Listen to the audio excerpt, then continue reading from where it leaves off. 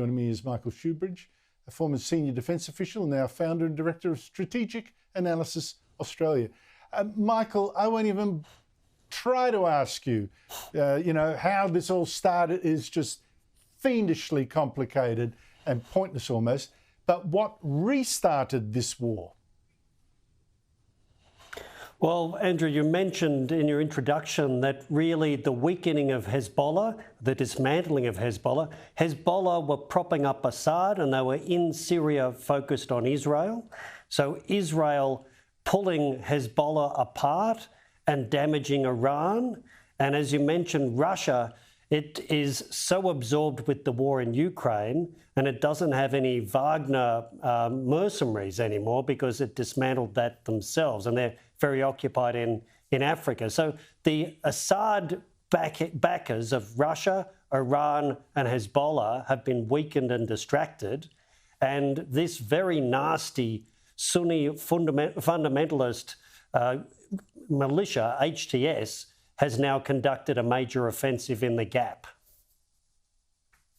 Isn't it strange? Iran backed Hamas, which started this war in the first place a year and a bit ago, attacking Israel, massacring 1,200 Jews.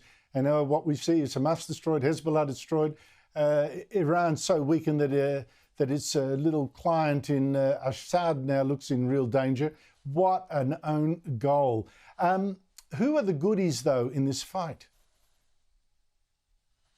Well, I think the only goodies here are the Kurds over in the west of Syria. And they've got a small number of US forces, about 900. They've been allies against Islamic State. And then the other goodies are the Syrian population, and this war is ravaging all of them. That is absolutely true. Which armies are the US funding? There's even stories that one militia funded by the CIA is fighting another funded by another branch of the Americans. Well, the main partnership that the Americans have is with the Syrian Democratic Forces, which is a Kurdish group. Of course, the Turks hate the Kurds and have accused Kurdish groups the Americans have been working with as being terrorist organisations, but that's really a Turkish perspective. But the US are really partnering with the Kurds, and that's been keeping a lid on Islamic State, which are right near them. What a complete mess. I mean, it's just catastrophic. But do we just say, well, that's Syria, it's not going to come here, or do you think it will? We will feel the ripple effects of this? Well, I think there's that old cliche that says the enemy of my enemy is my friend. I think that's wrong more times than it's right.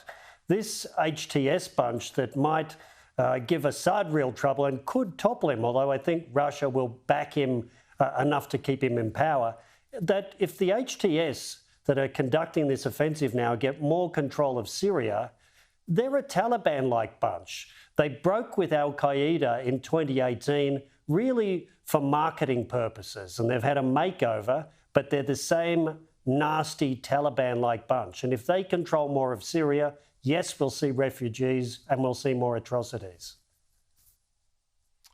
Dear me, I would say we're far enough away not to be overwhelmed by the refugees, but Europe will have even more coming over from Syria. You can absolutely count on it. What a mess the Middle East is, and all these protesters focus on evil Israel instead when this is going on. Mark my words, Michael, there will not be mass demonstrations day in, day out saying, stop the killing, Russia stop dropping bombs, because there's no Jews involved. So there you go. Michael Shoebridge, thank you so much for your time.